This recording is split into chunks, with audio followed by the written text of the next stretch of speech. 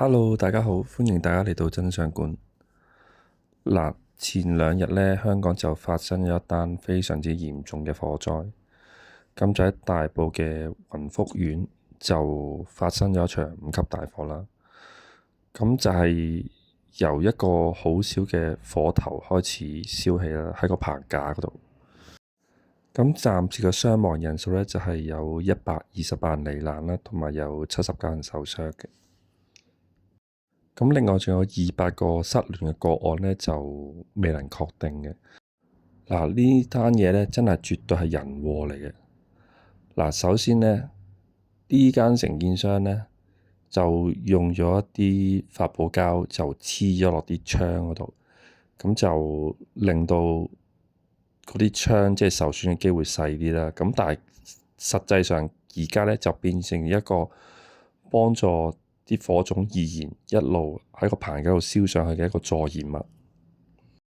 嗱，有個女警司呢，就出嚟就話呢間承建商呢，就可能係今次嘅火災有刑事嘅責任。原因呢，佢就話呢間承建商呢，就將啲燃嘅發泡膠呢貼咗落啲窗嗰度，咁主要喺電梯大堂出邊嗰啲窗嗰度。嗱，咁其實啲發泡膠呢，除咗喺電梯大堂出邊嗰啲窗呢，咁而家睇下呢張相啦，其實喺廚房嗰度呢，都會係貼晒呢啲咁嘅發泡膠落啲窗嗰度嘅。咁另外喺睡房啦、廳啦，咁都有貼到嘅。嗱，咁而家就大家再睇下呢幅相啦。嗱，第一呢啲發泡膠呢係易燃嘅，如果出邊有火嘅時候呢，佢可以將個玻璃窗呢係燒爆咗嘅。咁啲火亦都可以燒入嚟。咁另外仲有兩樣嘢我睇到喎。如果你封晒發泡膠嘅話，第一出邊發生緊乜嘢，其實你係未必聽得到嘅，因為你啲窗已經閂咗，亦都有啲發泡膠封住，所以出邊有火有啲棚跌落嚟呢，你都未必聽得到。咁第二就係你望唔到出邊發生緊咩事，呢個係極度危險嘅。出邊有幾大火，出邊發生緊啲乜，你係完全唔知嘅。咁所以呢，亦都令到好多人呢，就唔知道出邊發生緊咩事，即係有火警。咁所以就好多人都走唔切啦。嗱，另外一樣嘢呢，就係非常之重要嘅，就係個警鐘呢，竟然係俾人熄咗。咁事緣就係呢，有報道就係話呢，因為嗰啲工人呢，方便佢哋出入，咁所以呢，佢哋行啲類似走火通道嗰啲位置，咁所以呢，就唔想個警鐘成日可能無端端會響啦，咁就熄鬼咗佢。哇！真係好大件事喎。你唔響警鐘咁瞓咗，有啲人完全唔知嘅喎。咁所以就令到今次火災嘅死傷咁大啦。咁另外一樣嘢就當然係啲工人係應該係有喺度食煙啦。咁如果有聽我台都知道，我之前一路都係講開八仙嶺山火事件噶啦。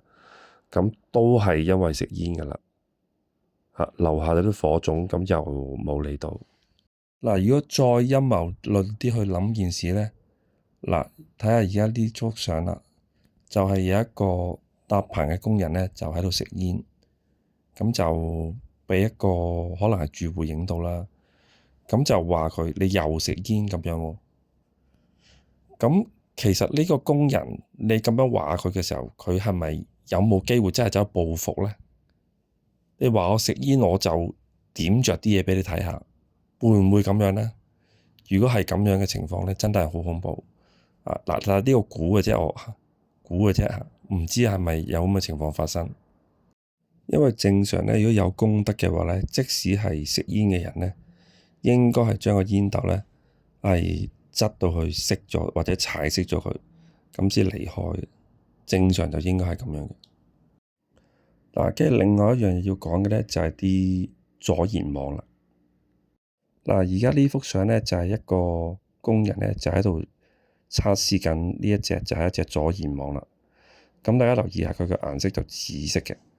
咁睇下佢即係左手開火機嗰個位，其實呢，佢就冇明火嘅，佢只不過係溶咗少少咯向上，咁就冇任何明火出現，同埋冇向下滴啲火落嚟嘅情況。咁但係我睇到火警嘅時候呢，嗰啲圍網呢，係不斷會燒着有明火喎，同埋呢係有啲火向下滴落去嘅情況喎。咁似乎就真係普通網嚟嘅，就唔係啲阻燃網嚟嘅。咁但係暫時而家新聞報道咧就係話嗰啲就真係阻燃嘅網嚟嘅，就唔會燒着嘅。咁但係我就非常之懷疑咯，因為大家如果有睇即係起火嘅時候，或者成個過程都見到啲網咧，其實係着晒火。嗱，跟住我想講下咧，政府之前嘅1.5億嘅緊急警報系統啦。嗱，上次咧就係叫啲人唔好去醫院，咁就用過一次。咁今次咧係咪應該要用呢？嗱，呢個警報系統咧就等於火警鐘一樣噶啦。嗱，今次冇響火警鐘，聽唔到火警鐘嘅人咧，如果你開個緊急警報系統咧，佢哋咧都係有機會盡快知道火警發生嘅。今次係咪應該要用而又冇用到呢？我就覺得應該要用啦。當時嘅火勢好緊急喎，喺電視上面見到。嗱，咁如果用咗嘅時候呢，應該起碼有一部分人呢係會聽到警報，咁就盡快離開住所，咁就可以逃生啦，盡快。咁所以今次嘅災難呢，係好多人禍嘅因素所造成嘅。嗱，稍後我都會再講出片，會講翻圍標啊，或者係消防員救火嘅情況啊，都會有分析嘅。好，今日咩到呢度先，再見。